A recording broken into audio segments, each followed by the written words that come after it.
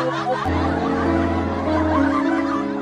our religious extremists, go to the market now and present your Christian or Muslim identity to buy goods at a cheaper price. To our party diehards, go to the petroleum station and present your PDP or APC membership card to get fuel at 45 naira per litre. To our regional extremists, go to PHCN and tell them I'm from the north, south, east or west and buy tariff at a cheaper price. To our tribal extremists, go to the market and tell them I'm Hausa, Fulani, Igbo, Yoruba or any tribe in Nigeria and see if they will sell you a bag of rice at 7,000 naira. It's obvious that the politicians have learned that we are so cheap and blinded by our sentiments and they capitalize on it to play with us and play with our future. We are all suffering today. We are united in hunger. We are friends in poverty. We are neighbors in pain. We are relatives in bad roads. We are partners in insecurity.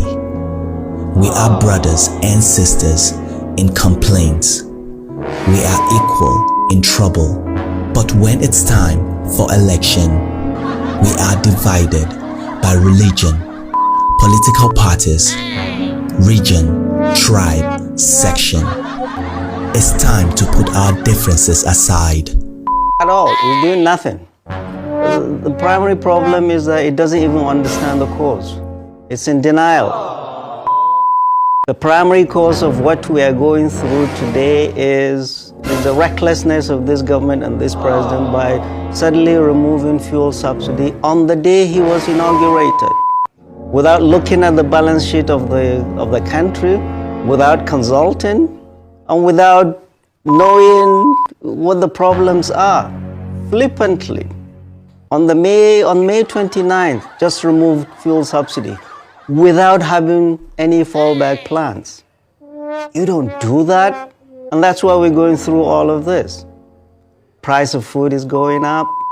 Inflation, as at yesterday, was 29.9.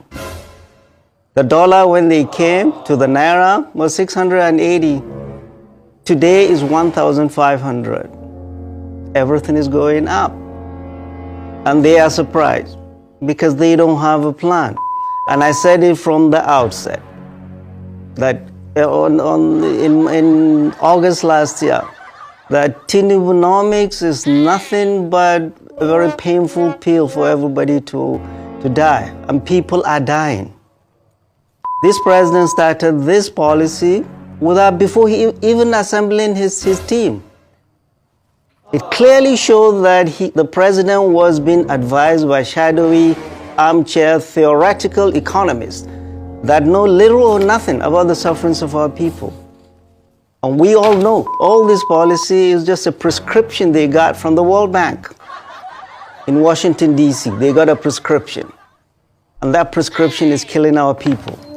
We've been raising our voices, telling the president and the governors.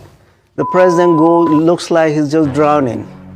And the economic team, all they are doing is like flailing their arms as if they are drowning. I saw the three economic team the other day on TV at the National Assembly, and I was a lot more depressed than when it started. The Minister of Finance, the Central Bank Governor, and the FIRS boss. The honest truth is that they do not know how to get out of this mess. This self-inflicted pain they've put this nation through. They don't know how to get us out of it. And we are warning them.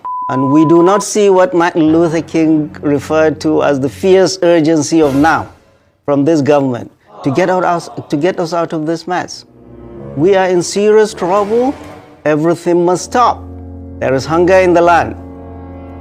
Democracy means nothing to a hungry, homeless man or woman.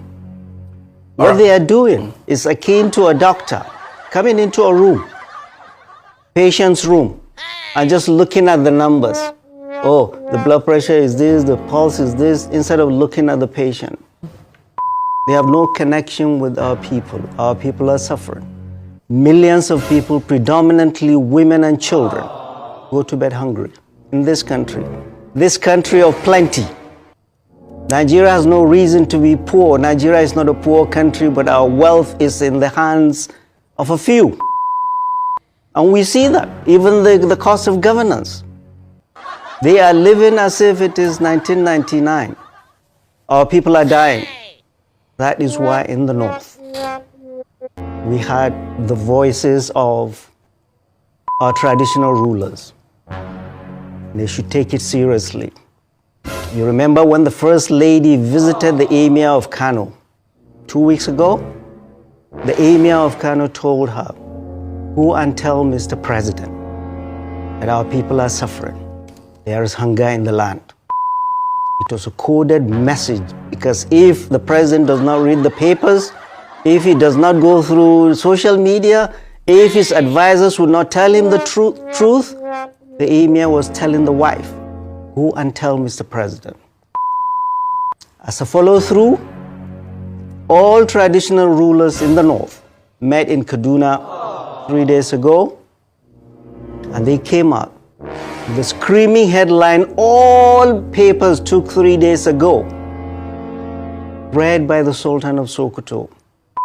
This country is sitting on a keg of gunpowder, and there is nothing more they can do to stop the anger of their people. They've run out of excuses. In the north, our traditional rulers are the last bus stop. When they start talking, leaders need to sit up and listen. We're in big trouble. Our traditional rulers and our clerics, 2 days ago, yesterday, the sermons in all the mosques in the north, people are suffering. There is hunger in the land. People are dying in the midst of plenty. Leaders sit up.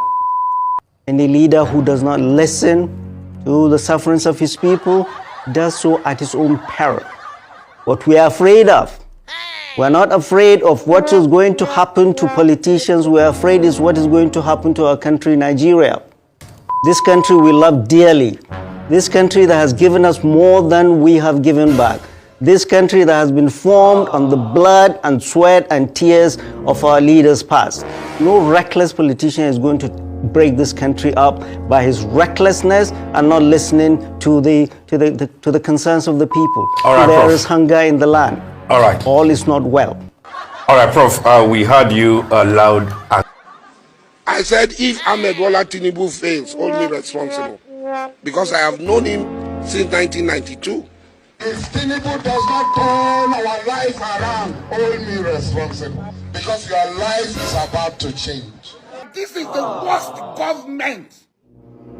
This is the worst government. That's the feeling of the job people. If nobody is telling you, as a friend, I will tell you, the job people feel this is the worst government.